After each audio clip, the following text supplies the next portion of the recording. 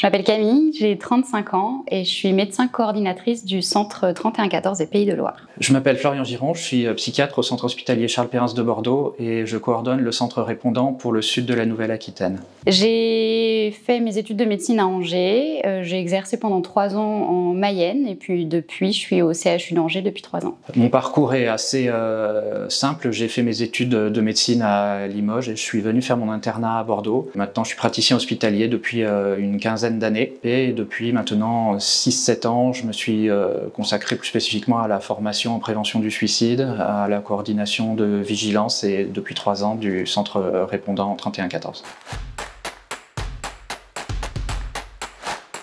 J'étais psychiatre aux urgences, je suis toujours psychiatre aux urgences, mais étant donné que la gestion de crise fait aussi partie de ce métier-là, j'ai été intéressée pour intégrer cette équipe. La prévention du suicide, en fait, ça a traversé ma carrière professionnelle et il est arrivé un moment où j'ai eu envie de passer plus de temps à m'en occuper, plus spécifiquement. Je suis devenu formateur. J'ai monté le centre vigilance pour Bordeaux et quand l'idée d'ouvrir un numéro national de prévention du suicide est arrivée, j'ai pris le train.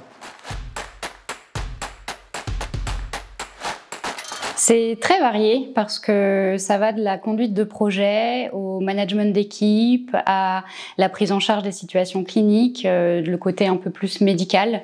Donc c'est un peu tous les jours différents. Généralement, on va voir les équipes, comment ça s'est passé la veille, comment ça s'est passé le week-end, en début de semaine, savoir s'il y a eu des appels difficiles à gérer, s'ils ont des questions sur la prise en charge de certains appels, des côtés cliniques. Il y a aussi une valence plus territoriale qui est très intéressante, qui est celle de contribuer à la prévention du suicide en partenariat avec tous les acteurs qui existent sur un vaste territoire. Ça nous challenge parce qu'on a l'habitude de travailler entre médecins, dans le secteur sanitaire et on est obligé, si on veut travailler efficacement, d'aller au-delà du sanitaire, d'aller rencontrer les partenaires associatifs, les partenaires de la société civile, les institutionnels, le médico-social. Ça va être d'entretenir des relations parfois étroites avec, par exemple, les SAMU qu'on a besoin de voir régulièrement, mais aussi d'aller vers de nouveaux interlocuteurs, de rencontrer les mairies, des campagnes un peu plus isolées ou alors d'aller rencontrer des associations de prise en charge de santé mentale. Ça peut être aller dans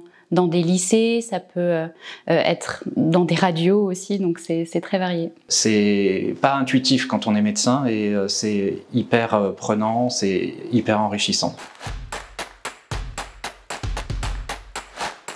Je dirais la variété des missions et le travail en équipe, de vraiment prendre la décision à plusieurs. On a tous des domaines d'expertise un peu différents et donc d'associer toutes nos connaissances pour pouvoir établir une stratégie, pour pouvoir intervenir ou pour pouvoir prendre en charge ou toucher les populations qu'on a ciblées.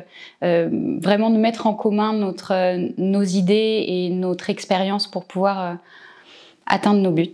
Je crois que c'est la combinaison de ces missions et la variété du travail qui fait que c'est très enrichissant et très épanouissant professionnellement et personnellement. Je ne pourrais pas me passer de la valence clinique et je ne pourrais pas me passer de la valence territoriale.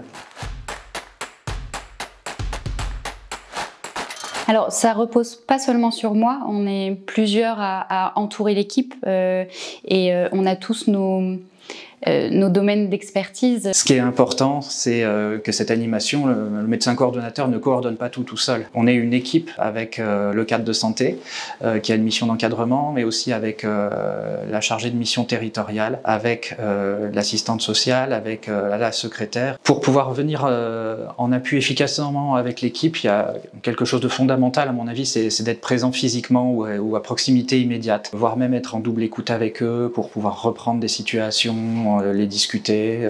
C'est des moments qui sont en plus très appréciés par l'équipe, d'avoir ce moment de partage. Moi, de mon côté médical, ça va être l'aspect clinique et aussi de pouvoir savoir quand l'équipe prend en charge mentale ou quand c'est nécessaire de pousser des projets parce que ça garde stimulé ou alors de rester à l'écoute aussi de leurs difficultés. Quand parfois il y a des journées où les appels ça n'arrête pas, et de savoir dire stop, on prend une pause et on prend le temps un peu de souffler. C'est prendre la température régulièrement et savoir un peu si on peut continuer d'avancer ou s'il faut pouvoir doser. L'articulation avec le pôle national, c'est quelque chose qui a été mis en place très tôt pour échanger sur ce qui se passe bien, sur les difficultés éventuelles, dans l'idée de s'harmoniser, dans l'idée de s'apporter des solutions mutuellement. Mon rôle, ça va être de garder un lien avec le national un peu pour deux choses, c'est-à-dire de faire remonter parfois mes difficultés ou quand j'ai besoin d'un regard un peu plus global, et à l'inverse aussi de garder au courant mon équipe des directives nationales, d'être un peu dans le même wagon et de pouvoir marcher ensemble un peu tous dans la même direction, donc de faire redescendre les informations. On a également des liens intercentres avec donc nos homologues des autres centres, et particulièrement quand on est sur des centres avec des liens de proximité. Sans rentrer dans les détails, il peut arriver qu'un tiers nous contacte au sujet d'une personne pour laquelle il est inquiète et qui vit sur un autre territoire géographique. Là, on va se coordonner entre centres pour décider qui fait quoi et pour avoir une réponse coordonnée. Pour les autres centres, en fait, on n'est pas beaucoup, on n'est pas tant que ça. Donc c'est très facile de se connaître et on communique très facilement par mail. On est souvent amené à gérer des dossiers sur plusieurs centres. Quand quelqu'un appelle sur un centre et que le lendemain il va appeler sur un autre centre, ça amène à forcément se coordonner pour savoir qui prévoit le rappel. Donc en fait, on se connaît, on communique facilement et ça permet de gérer les situations dans de bonnes conditions. Je comprends que ça puisse faire peur parce que c'est pas dans nos fonctions habituelles, mais en fait on sait faire, on sait travailler en équipe. Ça permet aussi de sortir de l'hôpital, de voir un peu plus large sur le plan de la santé mentale et d'avoir une action un peu différente de ce qu'on a dans nos hôpitaux, mais tout aussi utile.